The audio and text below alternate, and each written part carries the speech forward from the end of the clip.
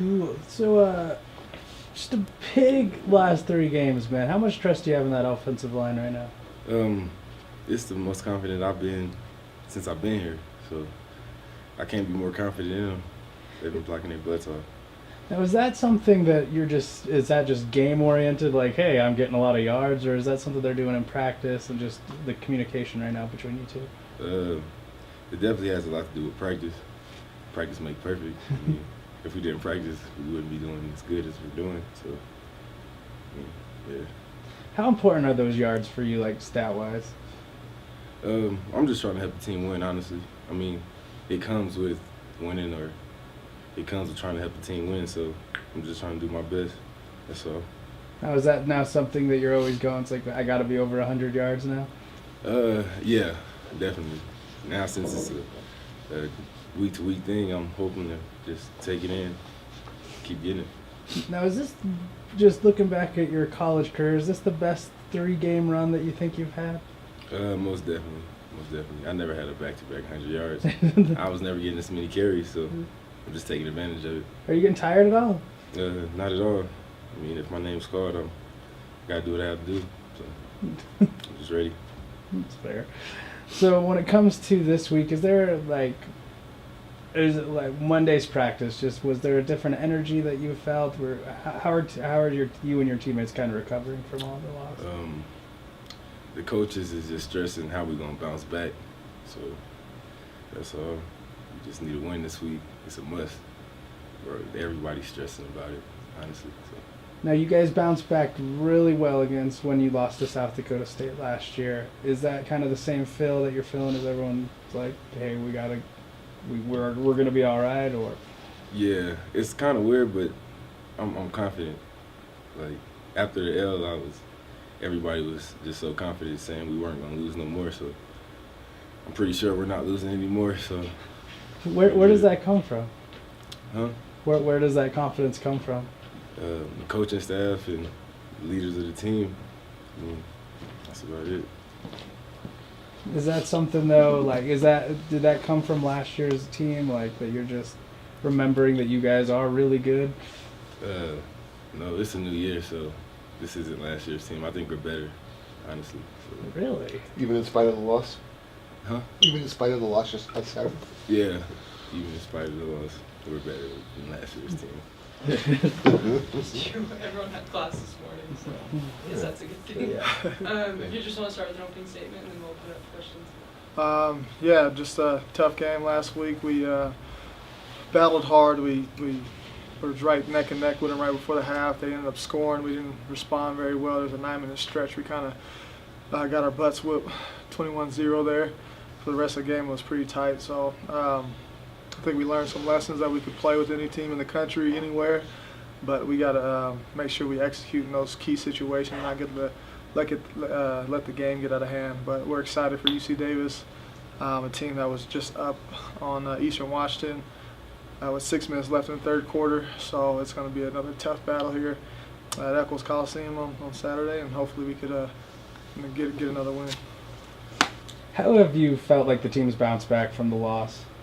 Good. We got after Coach Greenberg, got after him a little bit yesterday, and I think the focus is there. We had a 6:45 a.m. meeting today, and guys are pretty locked into what we're talking about. So we're excited about the week. Now, is that something that you guys prepare? Like, I guess how have you kind of coached so that the team can respond that way? We talked about palm trees today, so it's kind of that was the message this morning. So talked about responding like palm trees. So if you look into more about palm trees, I think you'll get the message, and hopefully they got it this morning. I will have to do some research on my palm trees. Like defensively, you guys didn't have your best performance in a long time. Like, how has that kind of changed your schemes at all? Are you guys adapting to anything? Like, we're just trying to get our guys in situations that could be successful. That's the key to coaching, and so we're looking at who's going to be in the game and how we could get those guys in situations that could be successful. But it's a balancing act right now to see how we're going to help the guys in the middle and also help the corners out wide. And we got to pick what we feel is our strength versus their strength, and that's what we're doing this week. Is just trying to figure out how we could keep a balanced defense, but also keep it easy enough for a lot of young guys to be able to play fast. Are you guys getting anyone back this week? Junior Tafunga will be back. He played very sparingly. Yeah. He wasn't very healthy on Saturday. I think he played, I don't know, maybe 10 snaps. So hopefully he'll have a better week. He didn't practice at all last week. Hopefully he can get some practices in later in this week, and hopefully we'll have him back at Mike. But we lost Ethan, so we gained one and lost one. So we're back to the same situation as last week. Is Ethan's going to be a long term or? He won't be back for at least this week and probably a little bit longer. And Taylor, what's his? He's done for the year. Gosh. Yeah. So Taylor's done for the year. Ethan could possibly done for the year. We'll find out here in the next couple of days, and then Are you planning on moving anyone to linebacker? Not right now at this point. We're just the next man up. We got a couple more guys that we'll be talking about here this week and getting those guys ready in new positions. How did you feel just with you really only played 2 safeties last week on tape? How do you feel like they were able to hold up? That was Mitch's actually first start of his career. He was in there for Kyle, and so he's at a position where he's not the most comfortable at, but we feel like he's the second best safety. So they played okay. We definitely got to clean up some things. We got a couple blown coverages, but I mean that's a learning experience in that environment. But with them going so fast, hopefully that'll get us prepared for the rest of the season. Is that just a bad matchup for you guys? A lot of spread, especially that last week when you guys had just pretty weak, like shallow in the secondary. Not the best matchup, but they held their own for the first half and the fourth quarter. But there was a couple bad mistakes. We didn't tackle very well on third down. I don't even think Montana was trying to score at the end of the half, and we missed like 3 or 4 tackles that got far enough for them to actually go for a touchdown. But I mean, they weren't even trying to score. So we make a couple tackles there that the half's over, and we got to learn from that. We missed a couple key tackles there, and the half should have been over. So the secondary would have been exposed as much as they could. They were, but like I said, they weren't. We didn't execute well on defense on that last drive. So UC Davis more of a power running team. Does that kind of fit into your strength a little more as a defense? We'll find out. We haven't played a team like this yet under center, but they're multiple. Their quarterback's really good. They got some good receivers, so they're putting up 33 points a game. This is going to be another feat. This is a Big Sky football, so your defense got to come to play every game if you want to be able to stop teams. Is it nice to have them to have challenged Eastern the way they did, especially early, to kind of keep your team on their toes? Well, they played well against Oregon and Wyoming. This teams are playing well. They've had a tougher schedule than we've had, and so and we've had a pretty tough one. So they've held their own versus everybody. They just haven't had the wins to show it. Now, 2-2 out of the first 4 games. I don't know if anyone really would have been mad or sad about that heading into the year. What's your thoughts on how you guys handled that first 4 games? I'm definitely happy we won the month of September. That was one of our goals. We got to win the month of October. We're 0-1 at this point.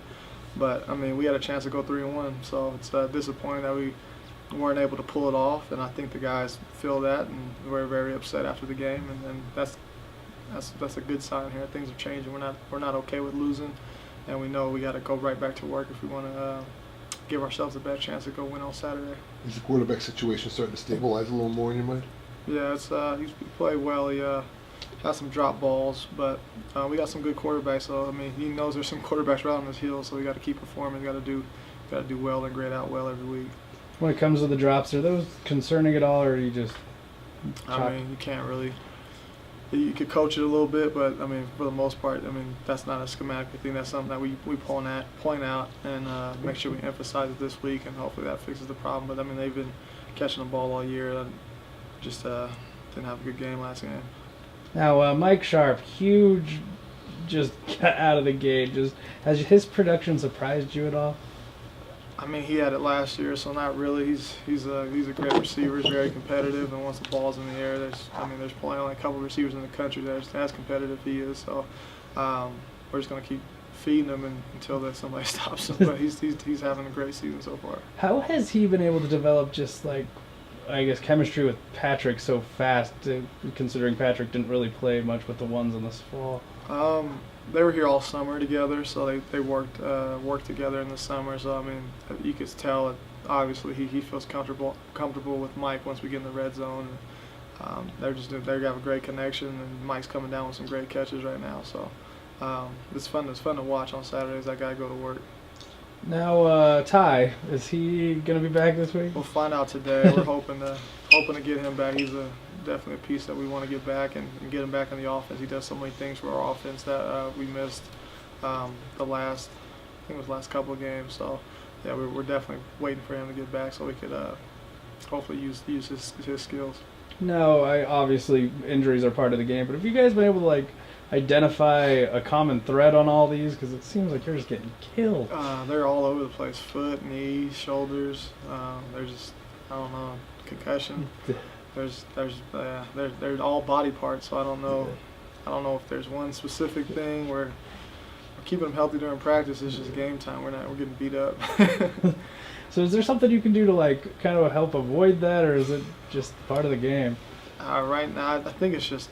I mean, we didn't have any injuries last year, so I think it's just getting back at us from being so healthy last year. I think it's the law of averages, and so now we're dealing with the injuries where we didn't have to deal with that last year. So I'm working on trying to scale back some things in practice, and I know Will's trying to think about some things he could do, but really we're healthy going into the game. We're just not healthy coming out, so we're trying to fix everything we can fix, but I don't know if there's any science to it why we're getting so many injuries this year.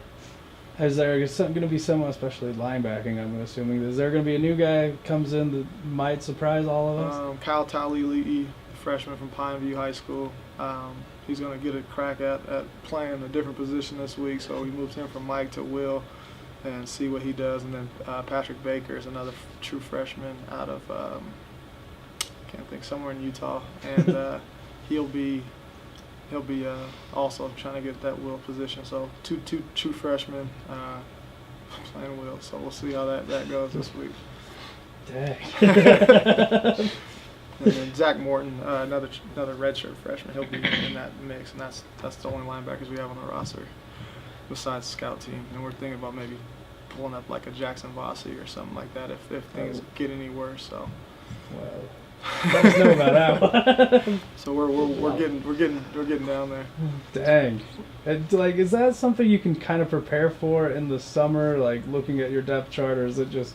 I mean, that's what we did. That's why we have all these freshmen. So we knew that was going to be a concern in the future. We were hoping to hold up and give these guys some time to mature. But I mean, they're all good players. All those guys they're just young. So we just got to get them going a little bit faster than we thought we would. But that's why we have so many freshman linebackers. So we knew this could be an issue, and luckily we have them, because if we didn't, we'd be in even worse trouble.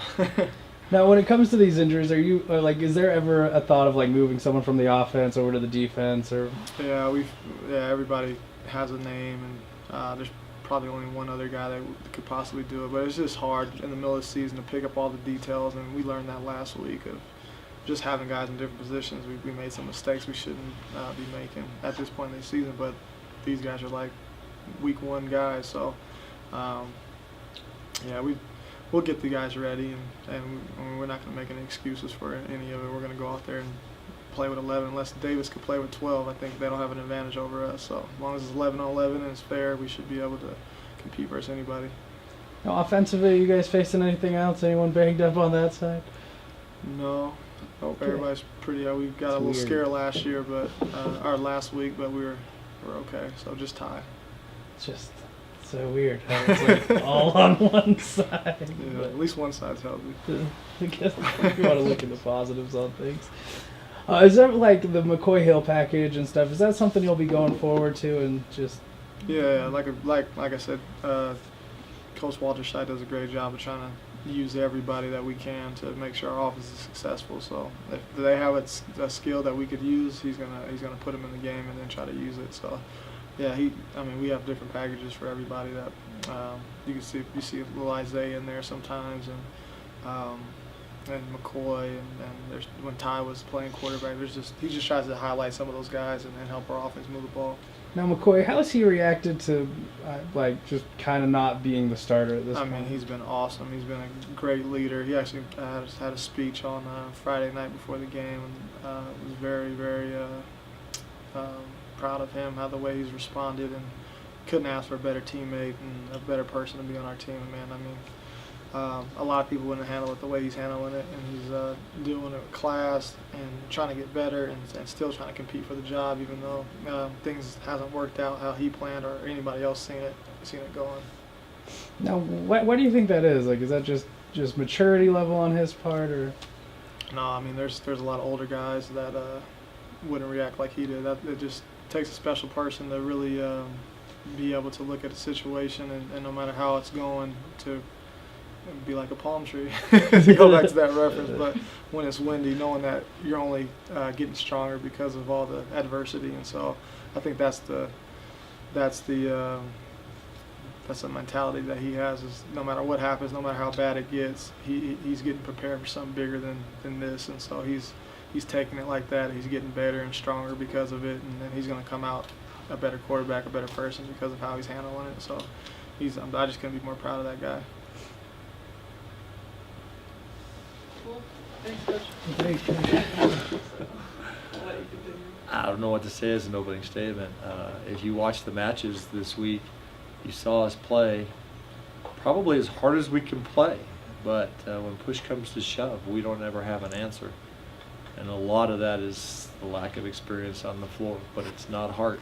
They're playing with their heart. So as frustrating as that is for us, I really can't fault them for it. That's my opening statement. Coach, you had a close loss to Weber State. Did that change the team's attitude, or is a loss in their book? You know, you probably have to ask Mikhail that, because I don't know what they're thinking. In my book, it was a plus. I'm very good friends with Weber State coach. And I know that they were coming in expecting to crush us. In fact, he spent about an hour on the phone with my assistant after the match talking about it. They really didn't expect that. I would imagine everybody that we play is figuring this is an easy win. And we've made it hard on everybody, but we just can't break through. We were up Saturday 20-15 and couldn't close it. But that was not because we're not capable, it's because we get a little tense and the freshmen have a little bit of trouble with that point. But we'll get past it, that's just time. Okay, Mikhail, same question then, extended to you. Okay, I think right after it seemed like a loss is a loss, and we were a little discouraged, especially since it went 5 and we worked really, really hard. But I think especially our match on Saturday, it kind of just solidified we are getting better, and we just need to look at the positives. But still, it would have been nice to pull out the win for sure. So, with only 5 weeks left, have you felt the change in the team and the dynamic, or is everyone still just pushing just as hard in practice?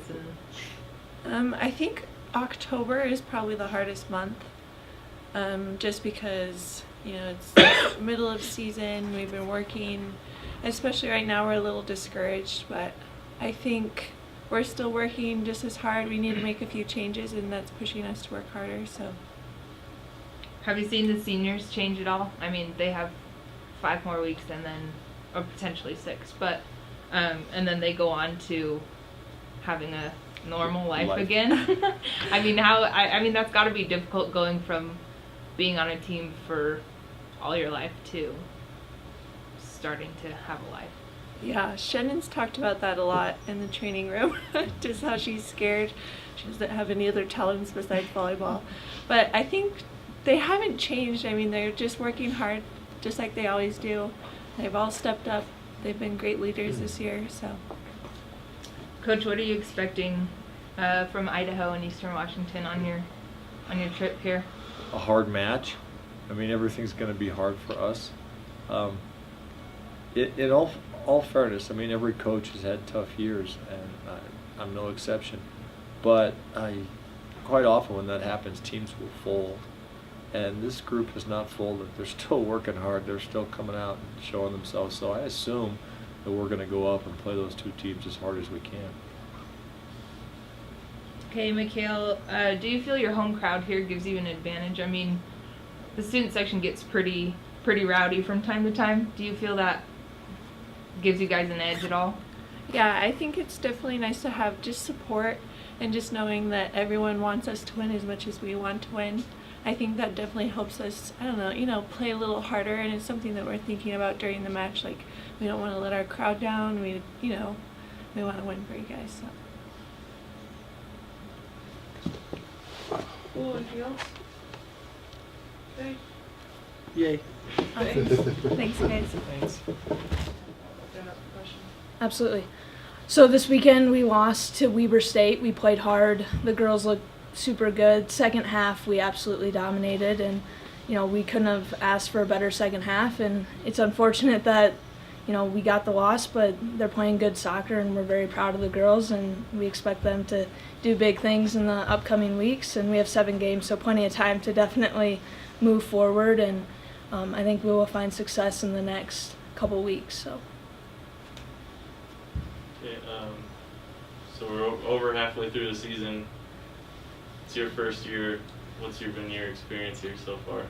I absolutely love it. The girls are great. The talent, we have the talent. Our record doesn't show that, but the girls are playing good soccer, and I think that's the biggest thing for me coming into Southern Utah was I wanted to be around players that wanted to be there and wanted to work hard, and we definitely have the group to be successful. And I think that's the best thing as an assistant coach is stepping in and being welcomed with open arms by Becky and the team and by the whole SUU community. So it's definitely been a fun time the last couple months, and positive things moving forward, definitely.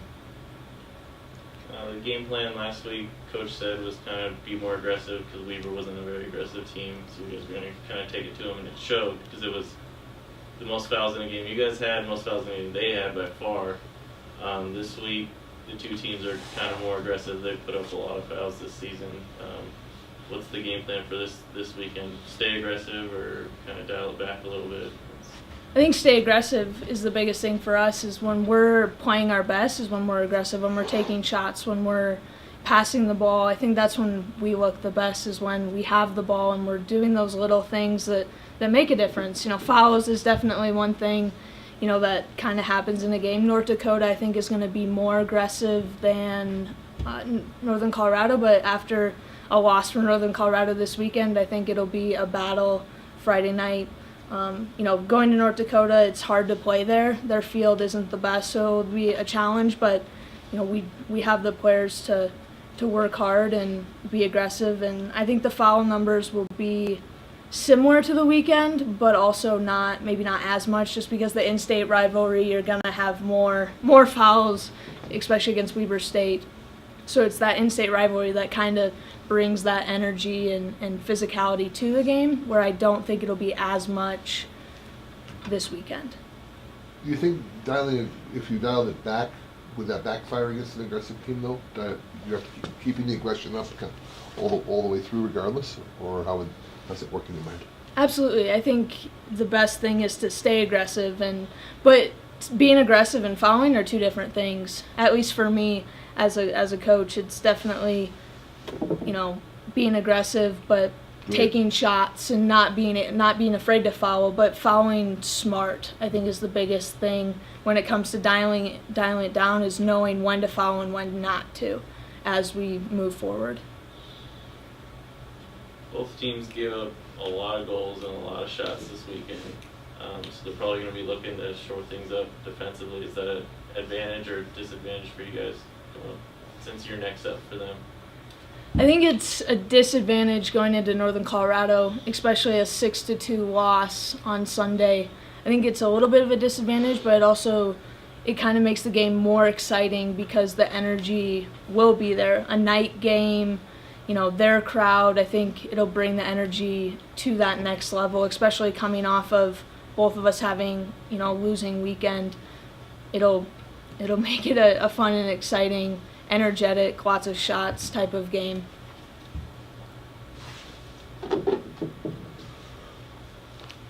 Coach, when you look at your freshman production this year, you've had a good core of them play a lot of minutes. What have you seen out of that group? Bree Sims, Ellie Layton, and a couple more. Ellie Layton had the game of her life on Sunday. She works hard. She's getting more confident, which is huge as a freshman. When you step day one, it's definitely nerve-wracking being a freshman, but Bree Sims and Ellie have stepped up, and they've done everything we've asked. They've worked hard. They've been consistent. They're doing everything that they can to be the most successful, which is making us better as a group. You know, having 16, 17, 18, 19, 20 deep is huge, especially in the conference that we're in where it's physical and playing Friday, Sunday games. So having players stepping up is making a huge difference. Ellie stepping up on Sunday, Bree Sims stepping up on Sunday and doing the things that we asked them to do is huge and exciting for them because, you know, they're freshmen, and by the time they're sophomores, juniors, seniors, they're going to be excellent players. Last week you named Destiny the starting keeper. She gave up the 2 goals in the first half. How do you feel like she responded in the second half? She had some good saves in the second half. I don't think the shots were as much for them in the second half as they were in the first, but it made a difference. She works hard, she's aggressive, she's confident. Those little things that as a goalie you need to be, she definitely stepped up in that second half to make saves and to be confident and to direct the defense, which ultimately resulted in them not scoring in the second half, which is positive for us.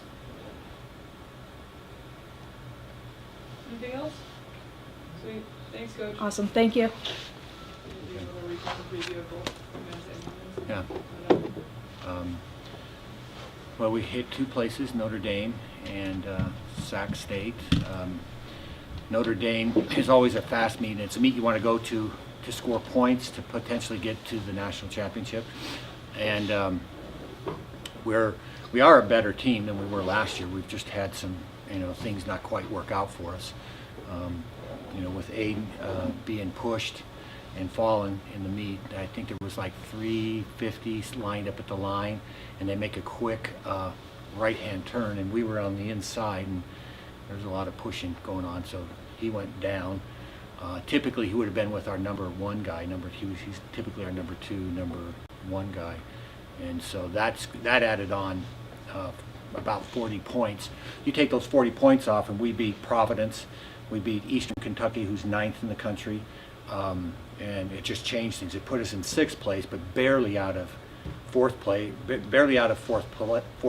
and 3rd was reachable for us. So I'm hoping at Wisconsin, only the top 25 teams in the country are invited, and so Wisconsin will be a great chance for us to hopefully not trip, not fall, not be sick, and be able to make some headway and score some points in that race. And so it actually still was a very good meet because we still beat some top teams in this country, and so we are exactly what we believe we are, and so we're hoping it'll play out.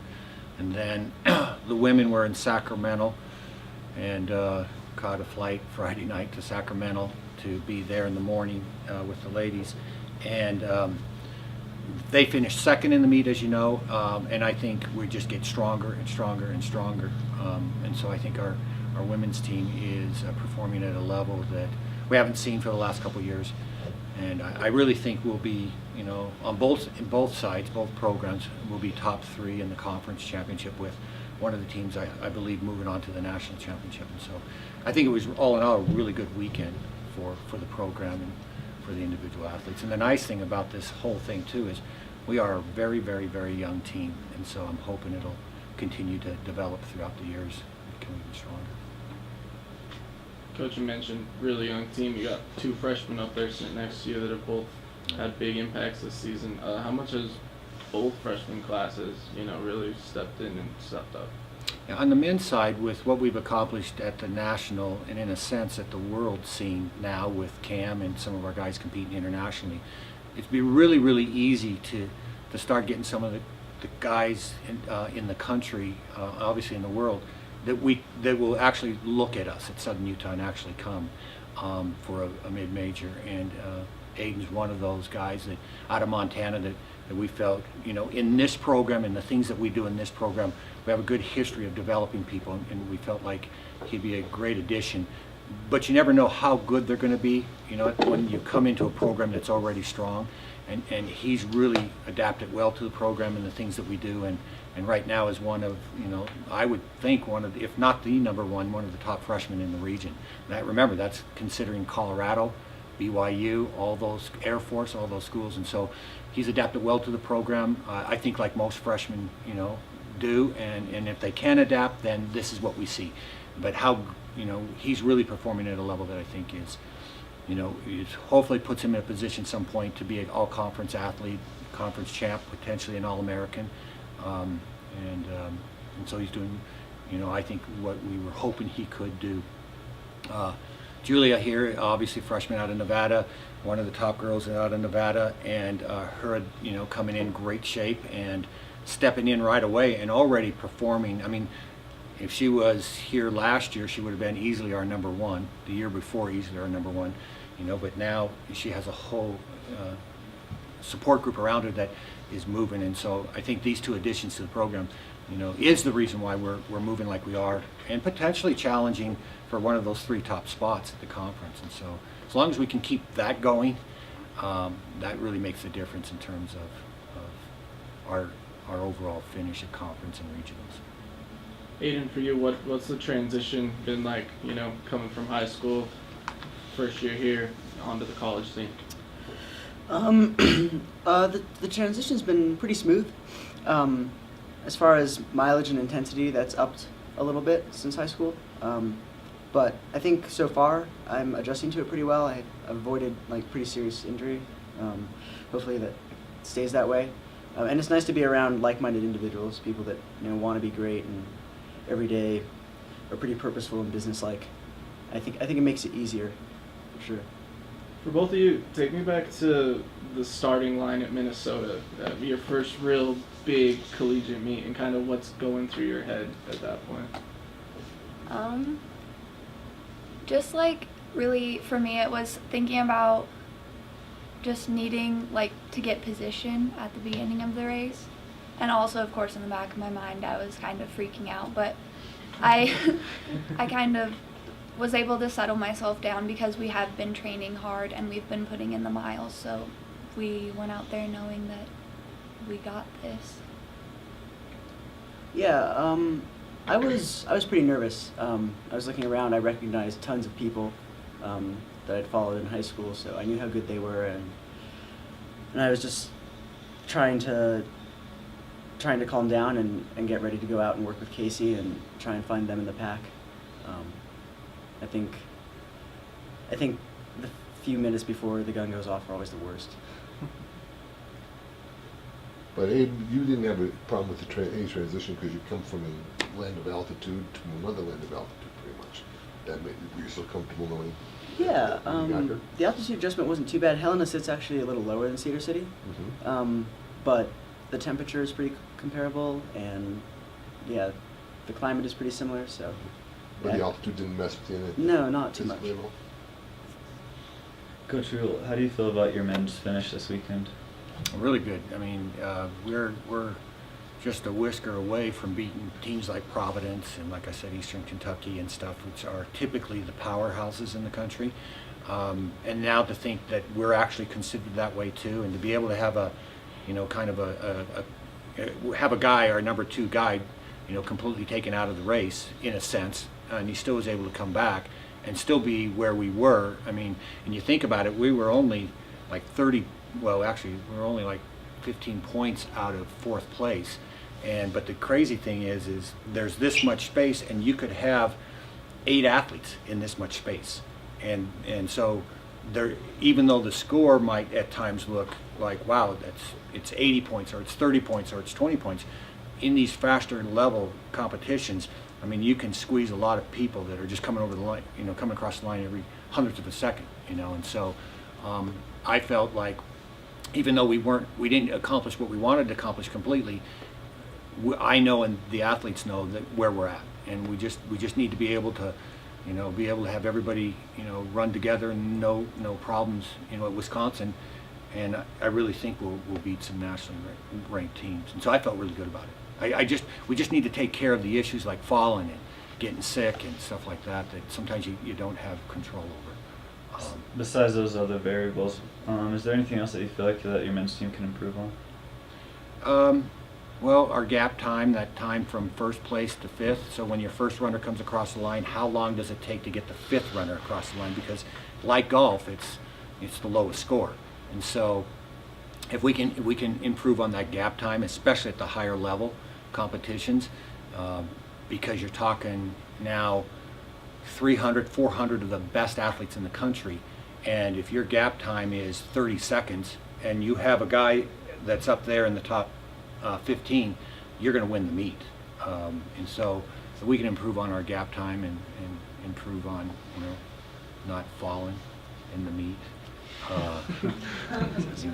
hang on to people.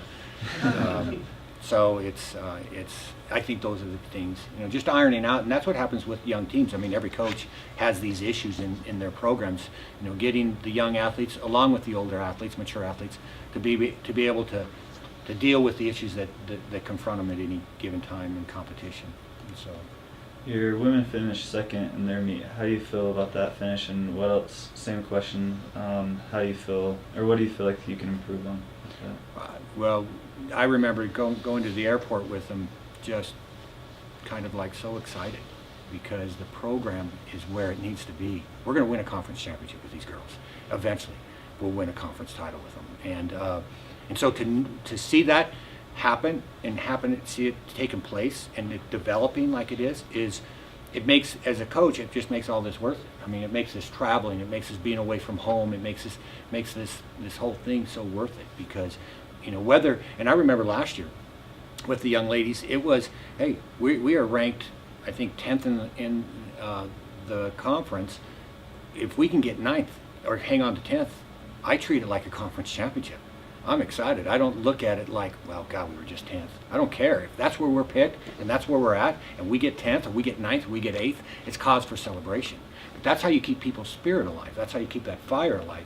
You don't just focus on, be the coach you think you can be when you're winning. Sometimes winning is 10th place. And so with what these girls are accomplishing right now, being one of the top 3 teams in the country, I don't care if are in the conference, I don't care if we get 3rd. It's going to be a crazy successful season, and we're going to have a party and celebrate, because we're going to set the stage, for next year and in the indoor and the outdoor season.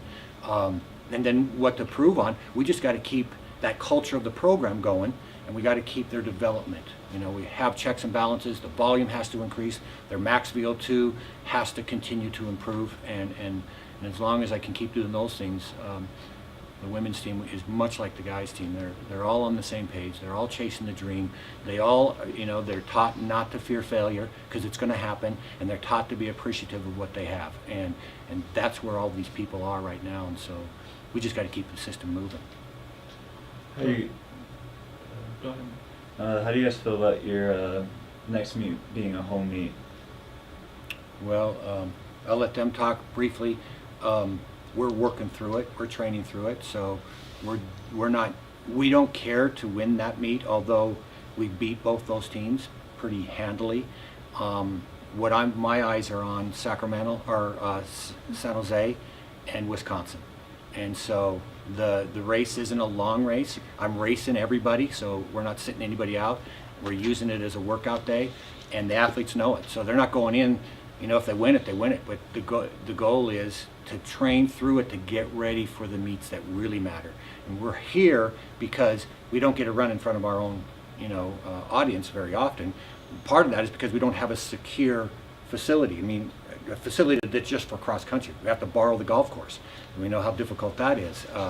And so so to get them here and have them run in front of their hometown is going to be cool and going to be fun. And we're going to work on some things like trying to run more as a pack so that we can emulate that or do the things.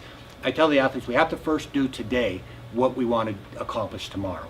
And those are the things that we're going to work on, this weekend and stuff. So, but that's, how do you guys feel?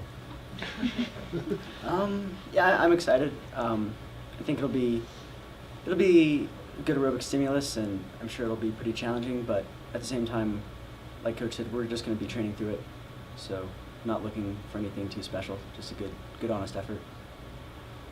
Yeah, it is also a little shorter than races we normally run, so it's not going to be really a comparable time to other places, but we are training through it, so hopefully it'll be good speed workout, good training for future races.